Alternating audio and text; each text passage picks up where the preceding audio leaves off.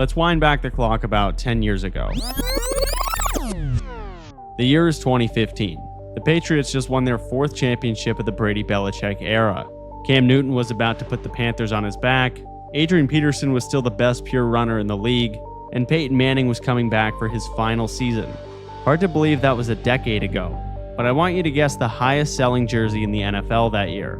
Was it option A, Odell Beckham Jr., option B, Tom Brady, option C, Joe Hayden, or option D, Luke Kuechly? If you said Tom Brady, you'd be correct. And you'd also be correct for the 2018, 19, and 21 seasons. Ezekiel Elliott and Dak Prescott both outsold Brady in 2016 as perhaps the greatest rookie duo of all time. But from there, Tom Brady finished top 2 in each of the next 5 seasons. It took finally reaching the age of 45 for him to stop dominating the jersey sales leaderboard. Even with Patrick Mahomes bursting onto the scene in 2018 and winning MVP, it still took him years to outsell the GOAT. Since the calendar turned to 2020, the top spot has been a revolving door. The NFL does not have a clear face of the league the way it did in the 2000s with Peyton Manning or the 2010s with Tom Brady. You would think that it'd be Patrick Mahomes given all he's accomplished, but the numbers just don't back that up. With regard to jersey sales, he's constantly in the mix, yet has only been the leading seller once. Plus, the flashiness of Mahomes has faded with the Chiefs opting for a more conservative offense in recent years. And with quarterbacks like Josh Allen, Lamar Jackson, and Joe Burrow having amazing regular seasons year after year, nobody has captured the throne for themselves like Brady did. This is why your favorite player will not be the next undisputed face of the NFL. CJ Stroud established himself as one of the best quarterbacks in the league as a rookie in 2023. He entered year 2 with some fans and analysts alike predicting 40 touchdowns and even an MVP award for the Ohio State product. Stroud is already one of the best pure passers in the NFL, but there are a few problems. While he's far from a statue in the pocket, he's not a real problem on the ground. Jayden Daniels, Josh Allen, and Jalen Hurts are far more dangerous with their legs than Stroud. Always a threat to pick up a first down or even an explosive gain. And Lamar, obviously, but that could have gone without saying. But what about Patrick Mahomes? He's not some speed demon, and if you had to pick a face of the league over the last 5 years, it'd be him. But here's the thing with Mahomes. He is actually a little threatening on the ground, whether he's trucking someone or doing his sideline bullshit, not to mention the 3 rings. Which brings me to my next point. Stroud can be great in the regular season all he wants, but if he's not going to win a Super Bowl, it's nearly impossible to reach face of the league status, even for a brief moment.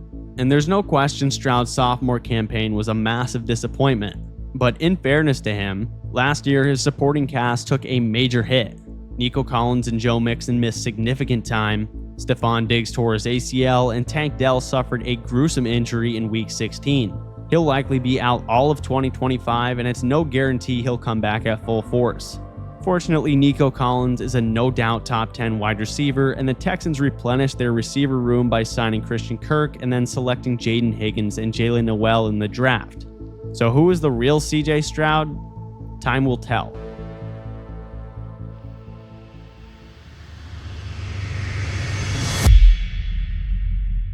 Drake Maye flashed superstar potential right off the rip in 2024. He's 6'4", 225 with strength, scrambling ability, and more polish as a passer than was expected as a rookie. Among the 4 standout signal callers from the 2024 draft class, Maye certainly didn't have the most impressive stats on a per-game basis. As a matter of fact, you could argue his service numbers were even worse than Caleb Williams. But it's pretty obvious that Drake Maye and the Patriots as a whole are on the way up. However, becoming the face of the NFL is just too much for Maye at the moment. To be the face, the first step would be to make the playoffs. In his rookie campaign, Drake Maye became the guy in Week 6 and proceeded to go 3-9 as a starter. But that was with one of the worst offensive lines and receiving cores in the game. So with new additions of Stephon Diggs, Travion Henderson, and Will Campbell, hopefully Maye won't have to carry the entire team on his back. In order to truly put his name in the discussion, he'll need to bring the Patriots back to what New England is used to, contending for the Lombardi Trophy year in, year out. In addition, he'll need to put up regular season numbers that resemble Josh Allen. We're talking 4,000 yards through the air, 500 on the ground, and close to 40 total touchdowns. So all of those things coming together, not impossible, though I can't say it's likely. But here's the thing, just like Drake Maye needs the right system and support to win, so do you. Just look at these results. People are making thousands every month betting on sports completely risk-free. The secret? They're using OddsJam. OddsJam isn't just another betting app. It's flipping the system in your favor, and here's how. OddsJam uses a strategy called arbitrage, finding odds discrepancies across different sports books. You bet both sides of a game, and no matter the outcome, you profit. Example, bet $500 on Boise State on FanDuel and $335 on their opponent on DraftKings, and you're guaranteed to make $50 win or lose. It's that simple. And with the OddsJam mobile app, you'll get real-time alerts on these opportunities every single day. People are making thousands a month. So to get started, use code BEACHKID for 35% off and a 7-day free trial. I guarantee you'll make money during the trial. And if you don't, cancel with one click, no questions asked. Don't leave money on the table.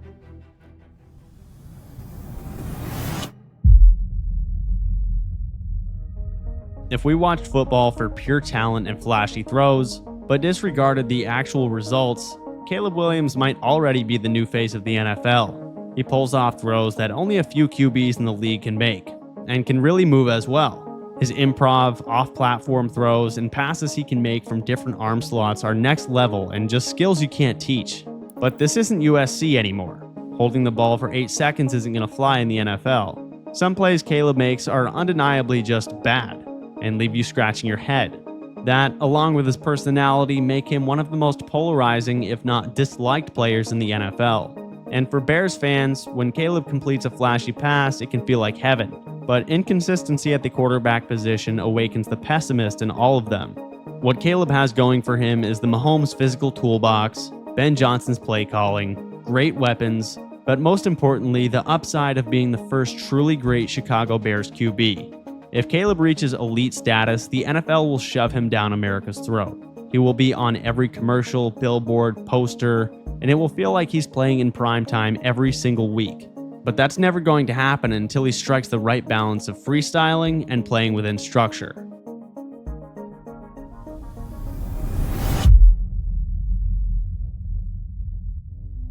Bo Nix quickly exceeded expectations as a rookie. After being labeled a weak-armed, check-down merchant before he even threw a pass in the NFL, not only did he show off some deep passing chops, but the wheels to go along with them. He's not your typical big-bodied QB at just 6'2", 215 pounds, but he logged nearly 4,000 passing yards, 400 rushing, and over 30 total touchdowns with no one but Courtland Sutton to lean on. But the hurdles Bo would need to clear to even sniff the face of the league competition are nearly insurmountable. He simply doesn't operate with the sexy play style that the uber-talented guys like Allen, Mahomes, and Caleb do. He's certainly not boring, but he just doesn't get the fans' blood pumping. And off the field, it's not like he has some captivating charisma to make up for it. If Bo Nix wants any shot at being the next face of the league, he'll need to contend for the MVP and become Sean Payton's worthy successor to Drew Brees. The odds are slim.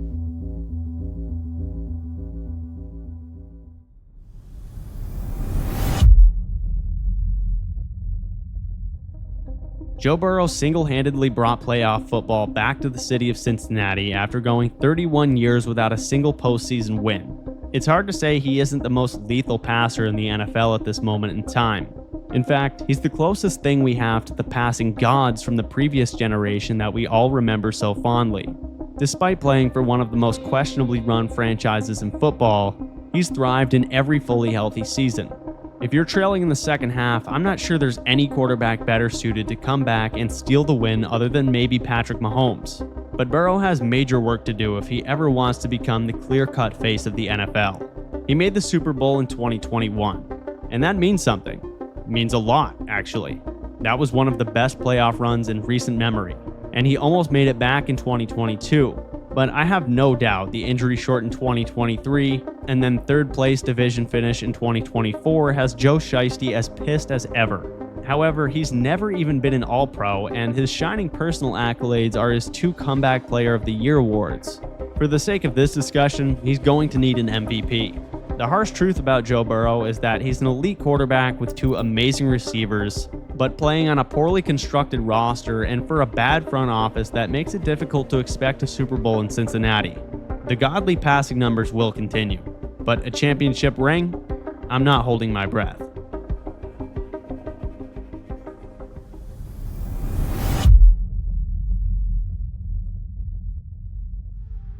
I put Ja'Marr Chase and Justin Jefferson together for an obvious reason. Both are all-decade caliber receivers who make entire defenses game plan around how to stop them from going for 200 yards.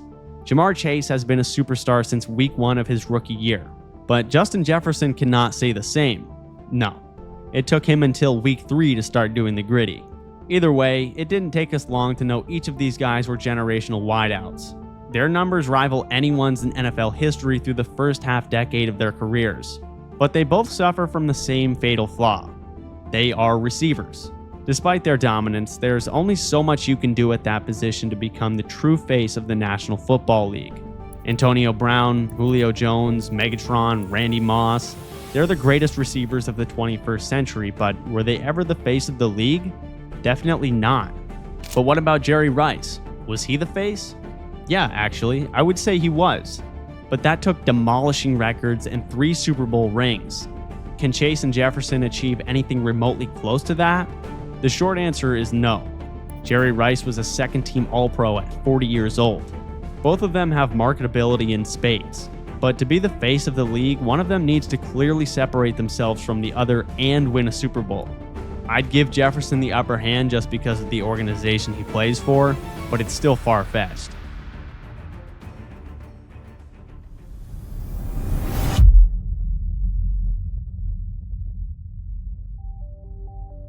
There's no doubt, Jalen Hurts has proven he's a very good quarterback.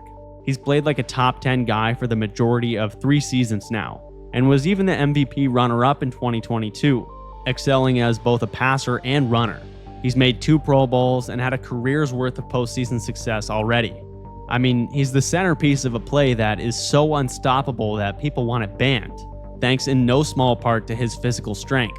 But unfortunately for Jalen, his greatest blessing is also his greatest curse. A dominant offensive line, 2 stud receivers, and the best running back in the NFL is what every quarterback wishes for. And I'm obviously not saying he'd ever trade any of that for individual praise, but it's the Eagles' absurdly stacked roster that gives the Jalen Hurts detractors ammunition to butt heads with the Jalen Hurts truthers. I mean, even Tom Brady had his fair share of haters who said Belichick was the real MVP all the way up until he went to Tampa and put that narrative to bed. And I'm also not saying this is fair, but in order for Jalen to get a heap of credit, he'd need to carry the Eagles back to the Super Bowl with no help on offense. And there are 2 main reasons why that's probably never going to happen. Number 1, he's not Cam Newton. But more importantly, the Eagles are too well run to ever let the offensive personnel deteriorate to that extent. Jalen Hurts' most realistic path to becoming the face of the league is for the Eagles' defense to regress to the point where Philly has no choice but to pass the ball more in shootouts, allowing him to rack up, let's say, 4,000 passing yards, 700 rushing, and 40 total touchdowns on his way to an MVP and another Super Bowl appearance. In other words, an offensive campaign that's so impressive, people have no choice but to put him in the same bucket as Josh Allen and Lamar Jackson. But that's asking for a lot.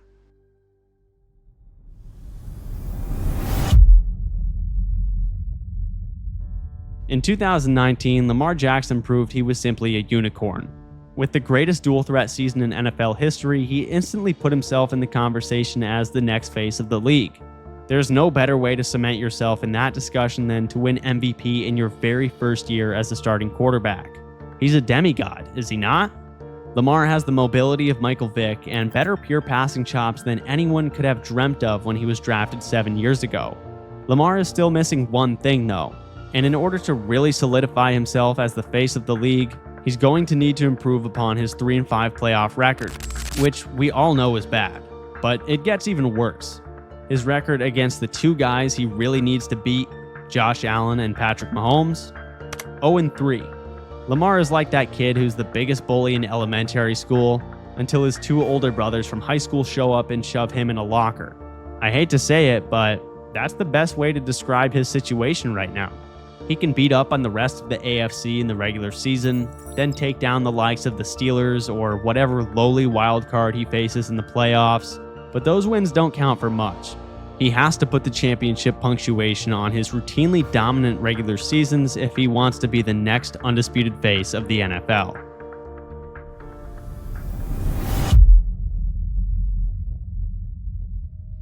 The absolute horse that is Josh Allen not only brought the Buffalo Bills back to their winning ways, but he's also been the most statistically impressive quarterback of the 2020s, with over 40 total touchdowns in each of his last 5 seasons. That's 215 scores in that span, which is 36 more than Patrick Mahomes in second place with just 179. Only Mahomes has more passing touchdowns, yards, and wins in that time. Even more impressive is the fact that he has more rushing touchdowns than Saquon Barkley, Christian McCaffrey, David Montgomery, and Alvin Kamara over the past 5 seasons. He's truly only rivaled by Jalen Hurts and Cam Newton as the all-time great quarterback weapons inside the 5-yard line. But I have bad news for Josh Allen if he thinks he's ever going to become the face of the league without conquering his only kryptonite. Unlike Lamar, who has a Josh Allen and Patrick Mahomes problem, Josh Allen only has a Patrick Mahomes problem. He's 7-6 in the playoffs, 2-0 against Lamar, but 0-4 against Mahomes. Buffalo fans can barely endure hearing the phrase 0-4 in any context. But at some point, if you want to be the man, you gotta beat the man. The good news is he's going to age much better than someone like Cam Newton, who was already falling apart by the time he was 29, which is the age Josh Allen is right now. So he should get plenty more cracks at the Chiefs in January. He seems borderline indestructible and time is on his side. I mean, even Brady didn't for sure take the torch from Peyton as the face of the league until at least his 2010 MVP season, when he was 33 years old. If we're envisioning a face of the league run for Josh Allen, we need to look at the past faces. We had Montana in the 80s, Jerry Rice in the early 90s, Peyton in the 2000s. But in between Jerry Rice and Peyton Manning, Brett Favre reigned supreme. He won 3 straight MVPs and a Super Bowl from 95 to 97. So having just won his first MVP, if Josh Allen can just maintain this level of play and slay the Mahomes dragon on his way to a championship, he could be the next face. But it would probably be a short reign.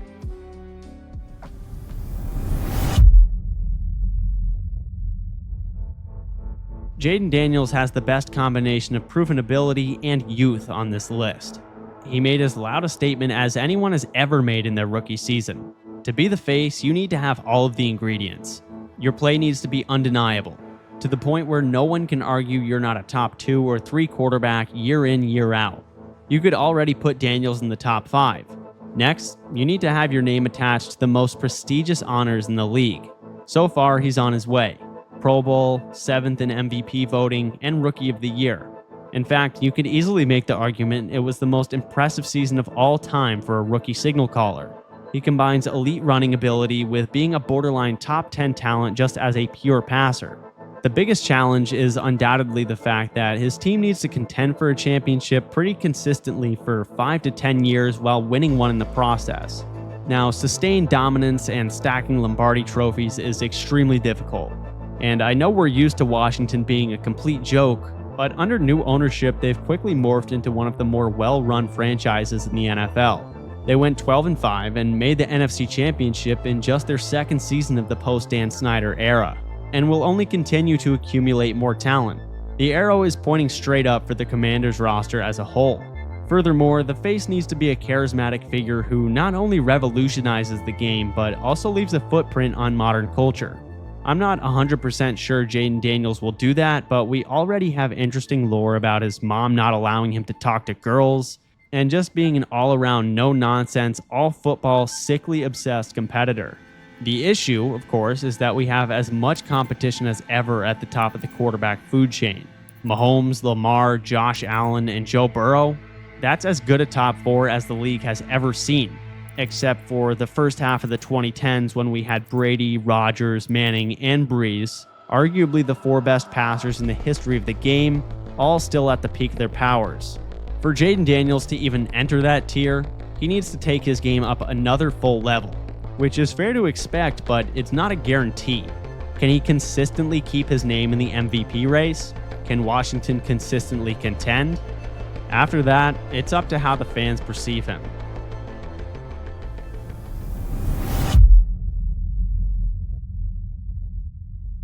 Patrick Mahomes, before he's even hit the age of 30, already has his share of stands calling him the future GOAT. 6 Pro Bowls, 2 MVPs, 3 rings, taking down the Eagles and 2 different versions of the 49ers, all 3 of which had absolutely stacked rosters. He lost Tyreek Hill to Miami and then proceeded to win back-to-back championships. There's no question, if you had to say who is the face of the NFL right now, it's Patrick Mahomes. But it's not to the extent of Peyton in the 2000s or Brady in the 2010s, regardless of whether you think Mahomes is better than they are or not. So given everything he's accomplished, why is this one-of-one talent not the babyface of the National Football League? Peyton Manning was almost universally loved.